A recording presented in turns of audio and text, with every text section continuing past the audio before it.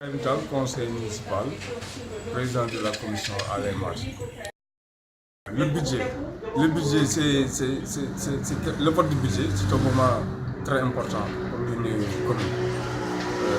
Mais malheureusement, ça s'est passé, ça ne s'est pas bien passé parce que ça ne s'est pas passé dans les règles de l'art. Parce qu'un budget doit être voté chapitre par chapitre, article par article. Mais par contre, on a vu le contraire, le budget a été voté dans l'unanimité. Ça n'existe nulle part. Ça n'existe nulle part au Sénégal. D'ailleurs, moi je souhaiterais à ce que qu'on organise les choses. Parce que dans le code des collectivités locales, le code a bien précisé qu'il faut un débat d'orientation. Au moins un mois avant l'examen et le vote du budget. Nous avons convoqué l'orientation budgétaire, mais nous l'avons fait en novembre. Vous voyez, on a voté le budget le 31, on a voté le budget le 10 mars. C'est le 31 mars. Donc, c'était un peu risqué. Par exemple, s'il n'y avait pas de quorum, imaginez s'il n'y avait pas de quorum, on renvoie pour une vingtaine de jours, je ne sais pas. Après, on convoque. S'il y a aussi blocage, on risque de ne pas voter le budget. Maintenant, ça revient aux représentants de l'État de corriger et de nous donner pour qu'on l'exécute. Et que les Lougatois ne nous attendent pas sur ça. Moi, pour le moment, j'ai pas, mais c'est 1 milliard et quelques. 1 milliard et quelques. Mais le budget est une prévision. Le budget n'est qu'une provision de recettes et de dépenses.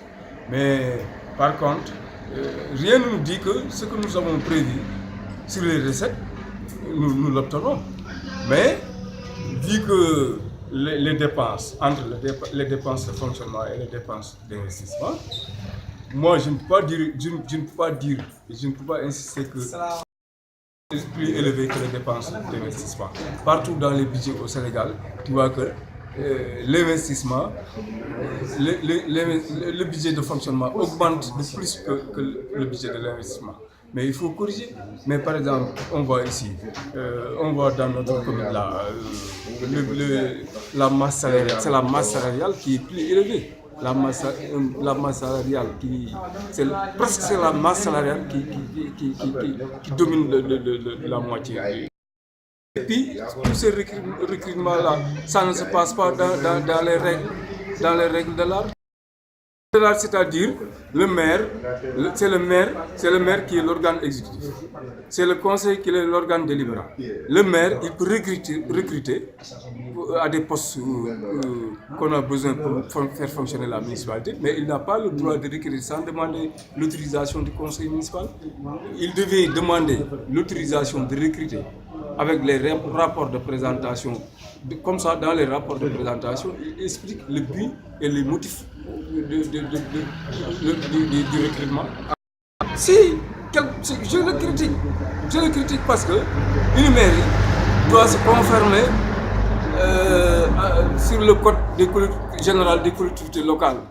Mais si vous voyez la manière qu'on a voté le budget, dans l'unanimité, ça n'existe nulle part. Et qu'aujourd'hui, si nous écrivons aux représentants de l'État pour faire annuler, ça va passer. Hein.